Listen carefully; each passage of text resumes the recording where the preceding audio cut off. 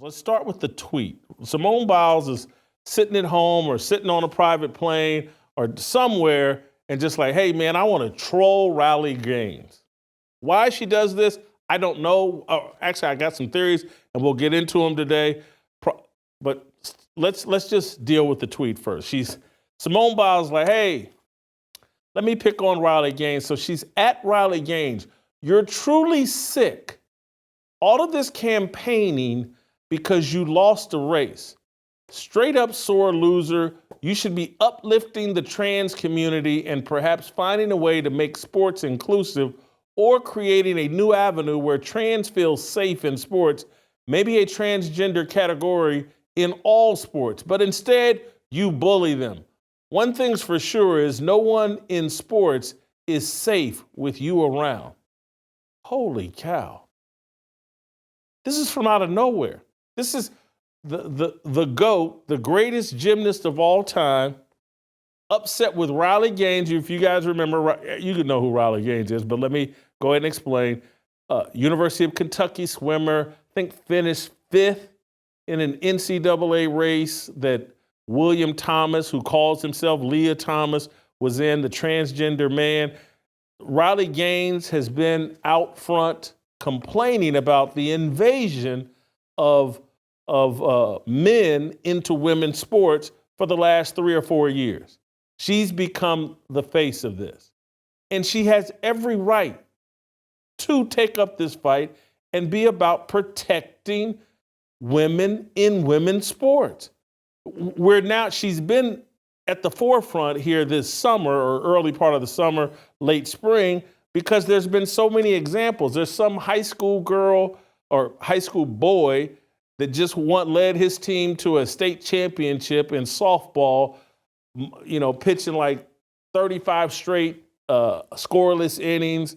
Nobody could do anything with him. You've had all these different track athletes and boys winning, and she's been at the forefront in pointing this out. And here comes Simone Biles in off the top rope, just taking a pot shot at her. And then then Simone Biles follows up with that tweet, bully someone your own size, which would ironically be a male. Holy cow. This is incredible. What is she?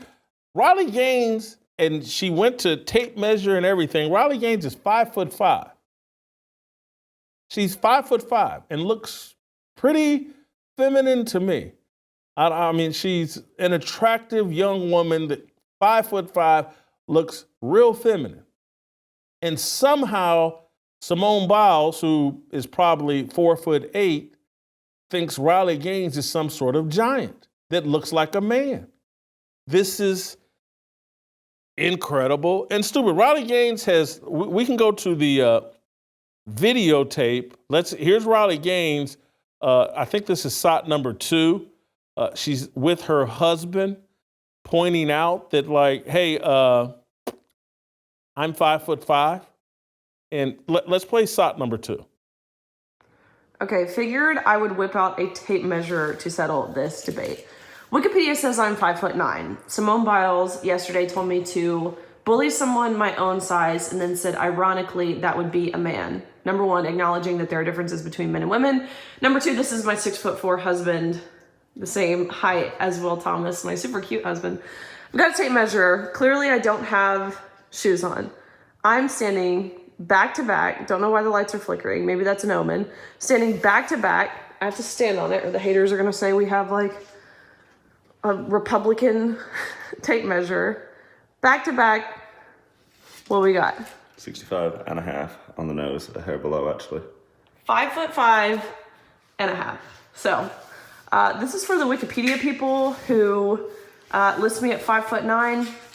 This is for Simone Biles, who tells me to bully someone my own.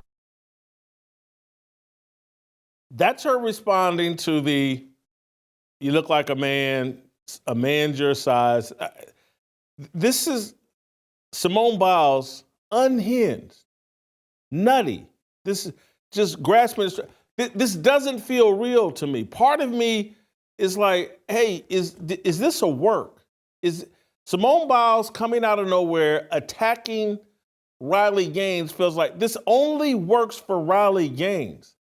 So the entire weekend, Simone Biles is trending over Twitter or over X, and everybody's talking about this fight between her and Riley Gaines. And I'm just, how does this work for Simone Biles? What's in it for her? All the good is for Riley Gaines. But there's an instability here, a mental instability, that Simone Biles would be on the side of men and boys entering into women's sports. If men or boys were allowed into women's gymnastics, none of us would have ever heard of Simone Biles.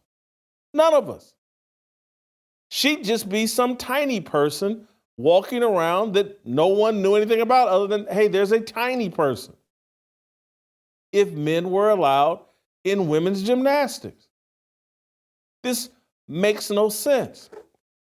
Riley Gaines, and this is a 4-minute explanation from Riley Gaines, but I want to play it for context just so that we're all up to speed, and then I'll have more to say. Let's play SOT number 1.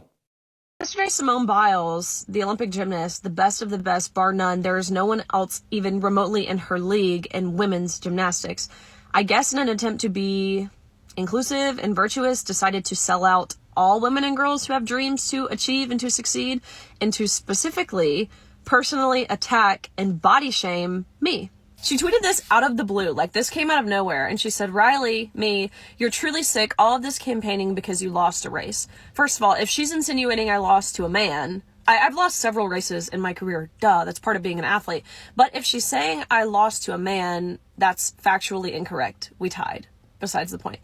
Straight up sore loser. You should be uplifting the trans community and perhaps finding a way to make sports inclusive or creating a new avenue where trans feel safe in sports.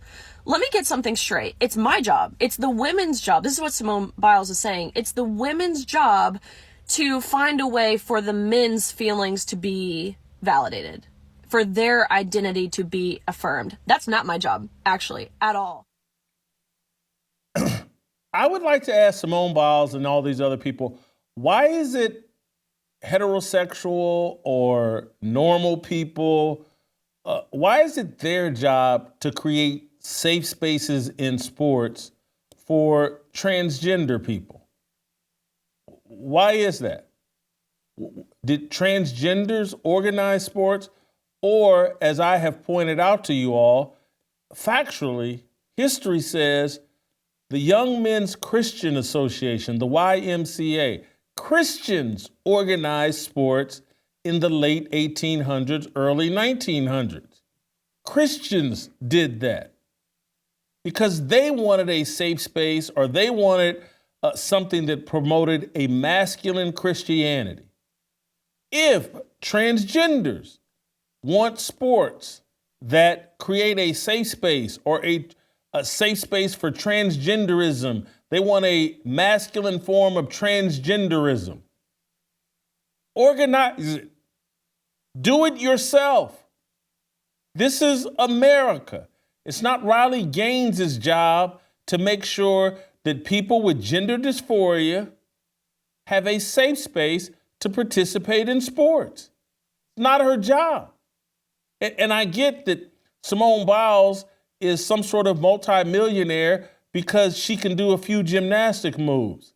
And she probably never has to work again, and she can spend all of her free time, hey, how can I make the world better for transgender people?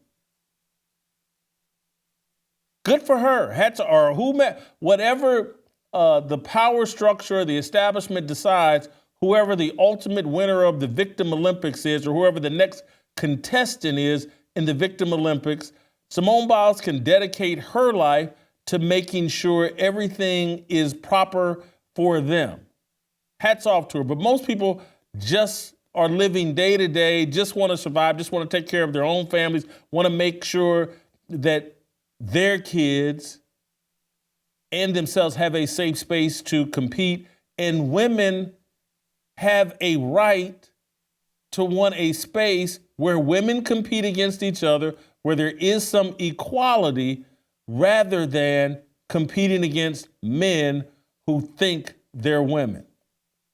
This is not that hard to understand.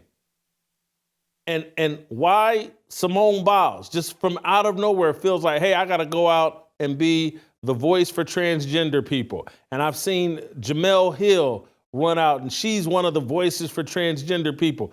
And I keep seeing, it's not that there aren't white liberals involved in this, but it seems like the most outspoken people are Black American women. Why? What is going on? If you enjoyed that video, be sure to hit the like button and subscribe so you never miss a moment of Fearless.